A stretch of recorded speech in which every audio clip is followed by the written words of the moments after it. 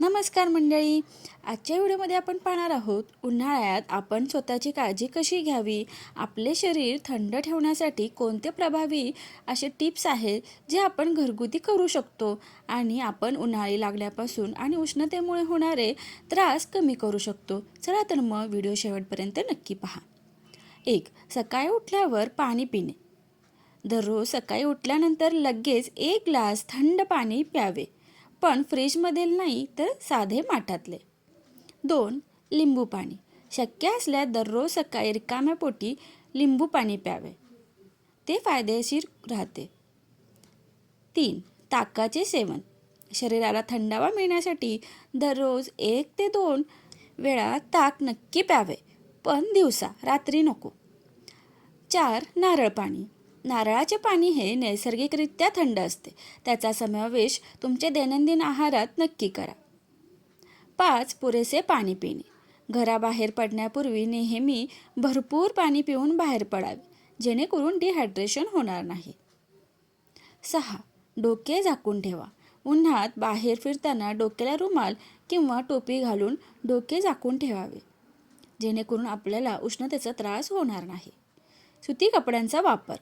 उष्णतेपासून वाचण्यासाठी नेहमी सुती म्हणजेच कॉटनचे आणि हलके कपडे घालावेत. लाईट कलर्स शक्यतो वापरावा. तळलेले पदार्थ टाळा. जास्त तेलकट, तळलेल्या किंवा भाजलेल्या पदार्थांचे सेवन करणे टाळावे, जेणेकरून आपल्याला पित्त, जळजळ होणार नाही. पुदिना पाणी.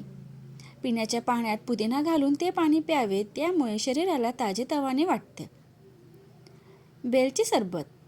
उन्हाळ्यात बेलचे सरबत पिणे आरोग्यासाठी आणि शरीर थंड ठेवण्यासाठी खूप फायदेशीर ठरते. आहार.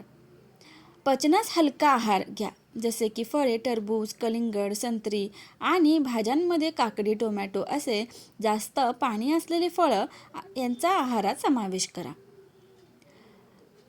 त्वचेची काळजी. उन्हात बाहेर पडण्यापूर्वी सनस्क्रीन लावा. चेहरा नेहमी धुवा, जेणेकरून त्वचेवर तेल जास्त साठणार नाही.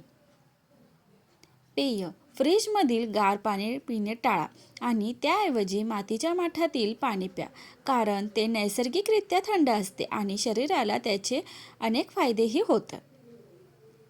उष्णता टाळा. दुपारी कडक उन्हात जास्त व्यायाम करणे किंवा धावपळ करणे टाळा. पॉसिबल असल्यास दुपारच्या कडक उन्हात बाहेर निघणे टाळा. स्वच्छता. उन्हाळ्यात घाम जास्त येत असल्यामुळे दिवसातून 2दा तरी आंघोळ करा. आपल्याला घामामुळे शरीराचा वास आणि इन्फेक्शन होणार नाही. माहिती आवडल्यास व्हिडिओला लाईक, शेअर आणि सबस्क्राईब करायला विसरू नका. आणि तुम्हीसुद्धा काळजी घेता की नाही कॉमेंट करून नक्की सांगा. धन्यवाद.